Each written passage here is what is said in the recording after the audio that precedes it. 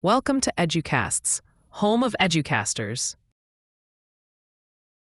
Utilitarianism in education. Imagine for a moment that you are sitting on a local school board. It's late, the coffee is cold, and you have a budget crisis on your hands.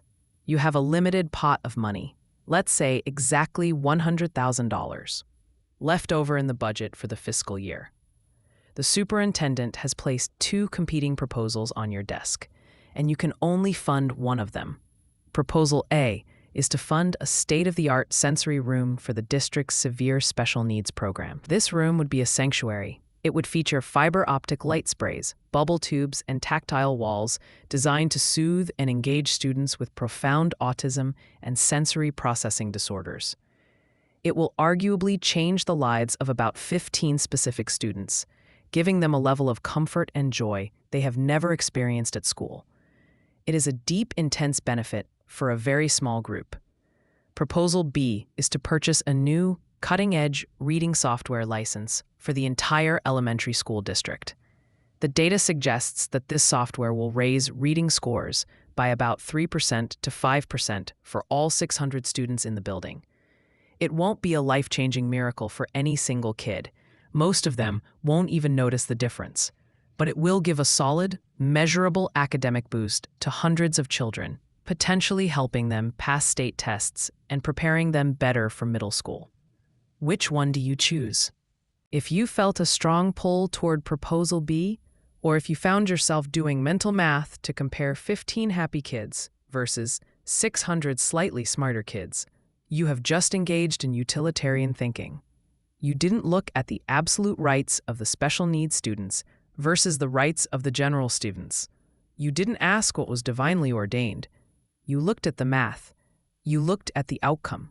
You tried to figure out which decision would produce the greatest good for the greatest number. This is utilitarianism. It is likely the most dominant, practical, and yet controversial philosophy in American education today. It is the philosophy of results, of efficiency, and of the bottom line. In a world of limited resources, high stakes, and taxpayer scrutiny, utilitarianism asks a cold, hard, necessary question.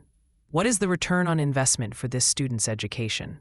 To understand the modern American school, from the standardized tests to the budget cuts, you have to understand this philosophy. To really get why our schools are obsessed with data, test scores, and college and career readiness, we have to leave the modern classroom and travel back to England in the late 1700s to meet a somewhat eccentric man named Jeremy Bentham. At the time, the world of law and ethics was a mess of tradition, religious dogma, and unspoken rules. Bentham thought this was nonsense. He was a man of the Enlightenment, and he wanted a system for morality that was as clean, scientific, and predictable as physics. He wanted to do for ethics what Isaac Newton had done for gravity. His big idea was deceptively simple. Nature has placed mankind under the governance of two sovereign masters, pain and pleasure. It is for them alone to point out what we ought to do, as well as to determine what we shall do. Bentham argued that everything we do is an attempt to avoid pain or gain pleasure. Therefore, the right thing to do isn't what the Bible says, or what the king says, or what your gut feeling says. The right thing to do is whatever action maximizes pleasure and minimizes pain for the aggregate number of people. He called this the principle of utility. Bentham actually created a hedonic calculus, a literal algorithm for making moral decisions. He suggested that when we are faced with a choice, we should measure the potential consequences based on specific variables. Intensity. How strong is the pleasure or pain? Duration. How long will it last? Certainty. How likely is it to actually happen? Propinquity. How soon will it happen? Fecundity. Will this pleasure lead to more pleasure later? Purity. Is this pleasure mixed with pain? Extent. How many people does it affect? If you apply this strict hedonic calculus to education, the purpose of school changes dramatically. School is not for saving souls, the religious view, or cultivating the mind for its own sake, the Greek or idealist view. School becomes a mechanism for increasing the total happiness, or utility, of society. A school is successful if, and only if, It produces graduates who contribute more to the pot of societal happiness than they take out. The student is an investment. The happiness of society is the dividend. Later, John Stuart Mill, a student of Bentham's and a child prodigy who was arguably a victim of an intense utilitarian education himself, refined this idea.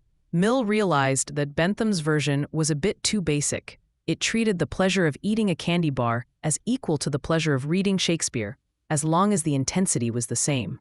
Mill famously argued, "It is better to be a human being dissatisfied than a pig satisfied. Better to be Socrates dissatisfied than a fool satisfied." For educators, Mill is crucial because he introduced the idea of higher and lower pleasures. He argued that education allows us to access those higher pleasures: intellect, art, altruism, civic engagement, which ultimately create a better, more stable, and more useful society. This distinction saves utilitarianism from being purely about physical pleasure, but it keeps the focus on the outcome.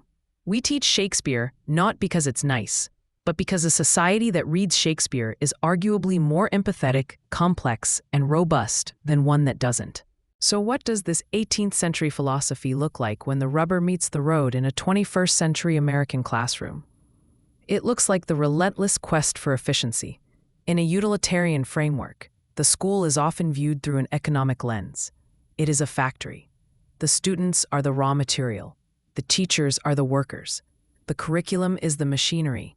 And the product is a productive citizen who pays taxes, follows the laws, and adds value to the economy. The goal is to produce the best product at the lowest cost to the taxpayer.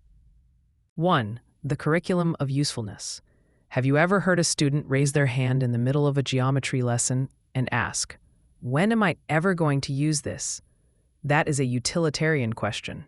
And frankly, the utilitarian educator agrees with the student. If a subject doesn't have a clear, tangible benefit, utility for the student's future or for society, why are we teaching it? This mindset is the driving force behind the massive push for STEM, science, technology, engineering, math, and the slow, painful death of the arts and humanities in public education.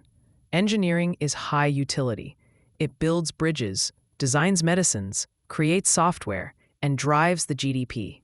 It creates fecundity, pleasure that creates more pleasure, wealth, safety.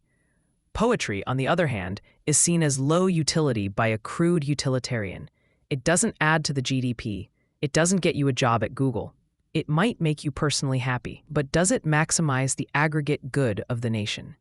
In a utilitarian system, college and career readiness is the ultimate mantra. We aren't teaching literature to expand the soul or touch the sublime. We are teaching informational text so the student can read a manual, a contract, or a legal brief in their future job. The value of learning is instrumental. It is a means to an end, and that end is economic stability and societal contribution. If it doesn't pay, it doesn't stay. 2. Standardized testing, the yardstick of happiness. You cannot maximize utility if you cannot measure it. Bentham wanted a mathematical morality. Modern education wants data. Standardized testing is the ultimate utilitarian tool. It is the modern version of the hedonic calculus. It attempts to quantify the value added by a school, a teacher, or a curriculum. If School A spends $10,000 per student and produces an average test score of 80, and School B spends $10,000 per student and produces an average test score of 90, then School B is better. It is more efficient. It is producing more good for the same cost. This is why we are obsessed with data walls, spreadsheets, and growth targets. We are trying to prove that the investment of tax dollars is generating a sufficient return in student learning. To a utilitarian, an unmeasured education is a suspicious education. If you can't prove they learned it with a number, did the money go to waste? This leads to concepts like value-added measures, VAM for teachers, where a teacher's worth is calculated by an algorithm predicting how much their students should have improved versus how much they did improve. It is the industrialization of the human relationship. 3. Tracking and sorting. Utilitarianism can be ruthless in its efficiency. This often leads to the practice of tracking or ability grouping. Imagine you have a classroom with two students. One is a math prodigy who gets bored easily, and one struggles to count to 10. Putting them in the same class and teaching to the middle is inefficient. The prodigy is wasted potential, opportunity cost, and the struggler is lost, wasted resources. The utilitarian solution is to separate them. Put the prodigy in advanced placement calculus so they can become an engineer, cure cancer, or build the next iPhone, maximum utility for society. Put the struggler in a vocational math class so they can learn a trade, become a self-sufficient taxpayer, and not rely on welfare. Maximum utility for society. It sounds logical. It sounds efficient. It sounds like customized learning. But as we know from history, this often creates deep, systemic inequities, where utility becomes a self-fulfilling prophecy based on race, class, or zip code. The low utility track often becomes a dumping ground, while resources are funneled to the high-utility students who will theoretically give society a better return on investment.